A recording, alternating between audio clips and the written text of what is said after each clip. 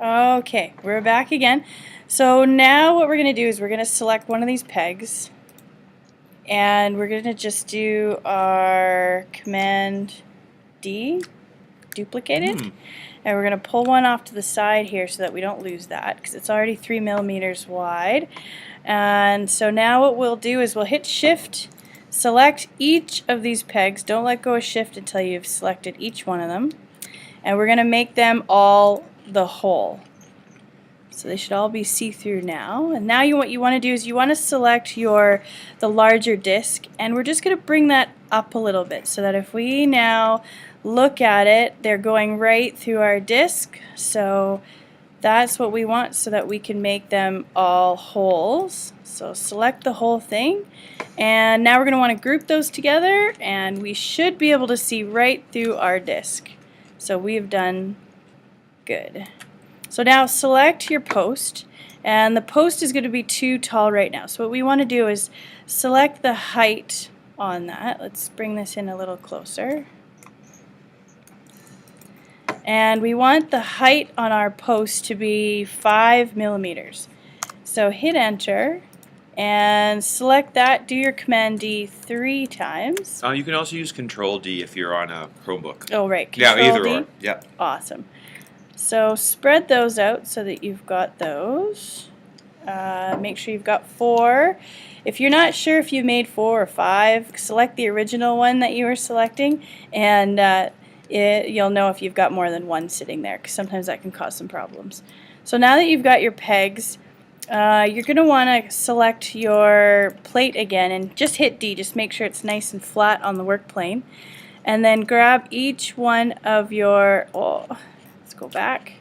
If you hit this back button here, it'll take any kind of changes you just made and revert back to the way it was. So without clicking on it, click once and just drag. You'll be able to drag your post where you want it. So we want these kind of close to the outside so that when your planter is standing, these posts are going to be supporting your planter. So you want them nice and spread out so that your planter doesn't tip or want to fall over easily. So once you've got that, you'll notice they're sticking up a little bit because everything's flat on the work plane. If you're not sure, select everything, hit D, and you'll just make sure it's everything's on the same plane, and then group all of those together.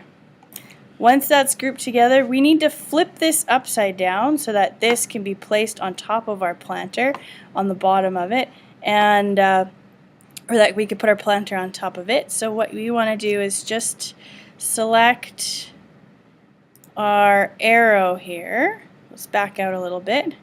Select our arrow, and we should be able to type in 180 to flip our project over. So let's zoom back in. Now when you look, you should see the post sitting underneath the planter, and there's the top of our drainage plate. So bring your planter over now, zoom back out a little bit, and then you can just select everything and hit L to be able to line everything back up again. Wow. I'm learning. Awesome. This is good. So then now what I was kind of looking at earlier is what you want to make sure is you're not going to have any weird gaps, okay? So select your, let's zoom back out again. Select your planter, and you're going to want to grab the arrow and just bring it down a smidge, so that once you print this out, you're not going to have some weird gaps between your drainage plate and the top of your project. So if you can get in close enough, you can kind of see how if I go up, you can see the edge of it. Just bring it down so it's about halfway, and you're good. So then now you can zoom back out. You should be able to select everything and group all of this together. So there's Mrs. G learning how to use this stuff. Now we should be able to rotate. You can see the inside of your planter. There's your drainage holes. You can do a 3D view there. Let's just click on the 3D view. Ooh, special. Nice. That looks really good. Yeah, so now you should get your teacher to double check that, you've made sure that those spaces are good. Maybe get your neighbor to help you check it over. And when it's ready to go, let us know if you're ready to send it to the printer.